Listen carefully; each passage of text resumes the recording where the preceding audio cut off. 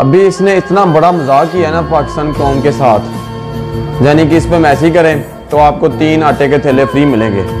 पहले मजदूर अपनी दिहाड़ी को तोड़े, फिर वो लाइन में लगे, और जब बारी आती है ना तो वो कहते हैं जनाब एक ही आटे की थैली मिलेगी 10 किलो की। दूसरी थाली लेने के लिए आप 10 दिन बाद आना।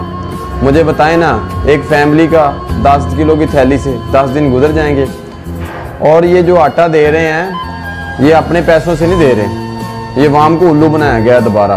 ये 3 आटे की थैली फ्री देने से पहले 10 किलो आटे की थैली का रेट 650 था, अब 1100 कर दिया है, यानी कि रेट डबल करके वाम को वही आटा फ्री दे रहे हैं। इसलिए खुदारा पाकिस्तानी कौम समझे, तहरीक लबैक पाकिस्तान का साथ दें। जब हुजूर का दीन तख्त पे होगा तो इंशाल्लाह ताला सलाम सारी नेमतें आपके घर तक पहुँच जाएगा। हुकूमत पाकिस्तान ये लानती शहबाज शरीफ अवाम के साथ बहुत बड़ा मजाक कर रहा है। वो कहता था अवाम की खातर लिबास बेच डालूंगा, लेकिन इसने अवाम का ही मांस नोचना शुरू कर दिया है।